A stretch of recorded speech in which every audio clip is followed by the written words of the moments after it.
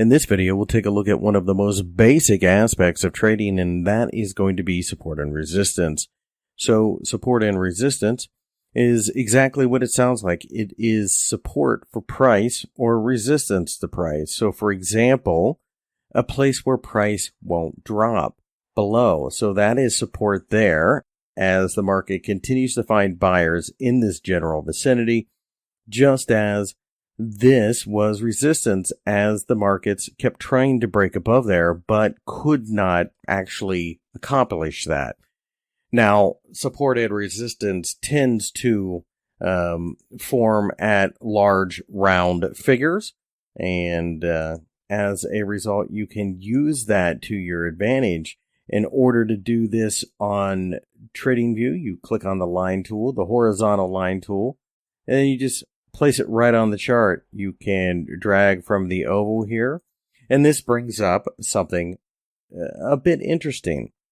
So, as you can see, I can right-click this and go down to the settings, the coordinates. I can make it 240 even, and most of the time you will find that price tends to respect these round numbers, like I said. Now, there is an area that has been supportive, a little bit of a range here, just below 240. And as we broke higher in Ethereum on the daily chart, we finally plunged through it, and it offered resistance. You quite often see that. It's market memory.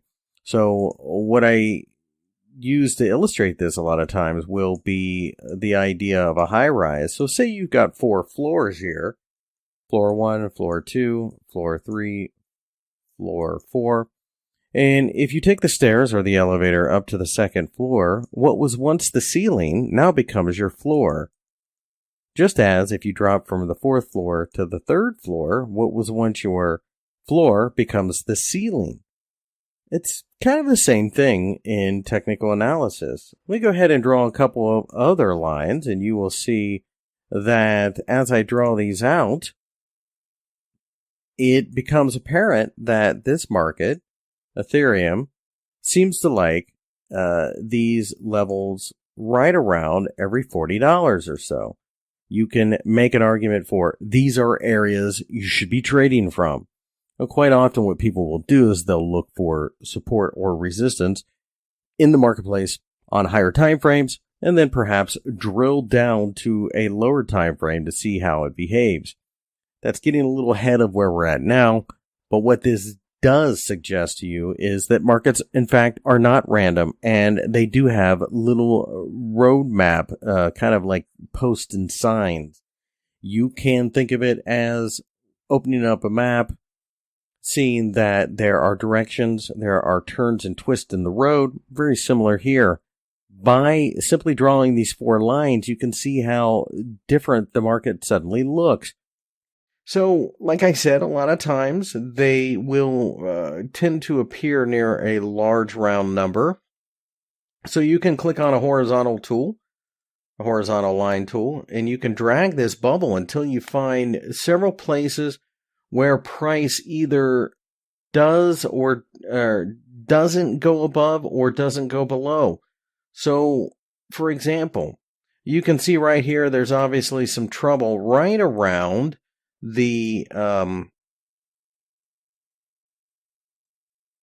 $43 level, and you can see that as price kept trying to get there, it kept running into a lot of issues.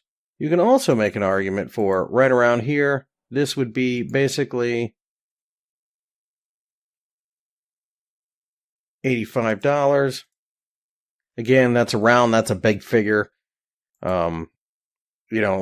You can quite often go into these markets, and like I said, you start to see a pattern. So, for example, let's see what 75 has to say here in Litecoin.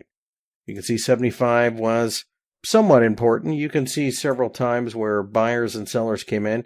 There was resistance there. There was support there. There was resistance there, etc., etc.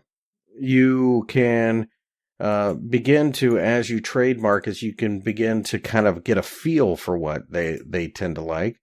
Okay, so Litecoin here, you can see 70 has had an effect on price. So I'm going to take a wild guess and say that we're probably looking at about $15 intervals or so. So let's try 55. And again, it won't be perfect necessarily. It never really is, but you can start to see that there is a pattern to this. And if you really split hairs, you can talk about, for example, maybe are we going to be seeing, $5 increments? Well, there's probably a reaction on a short enough time frame. So you don't want to go crazy. What you want to see is something rather obvious. And then you kind of put it around the round number typically. So, for example, this is an area for me that I think shows support several times, resistance several times. It's basically $65.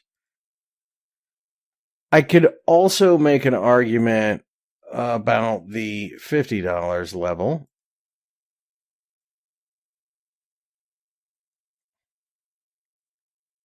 You can see certainly there are several reactions.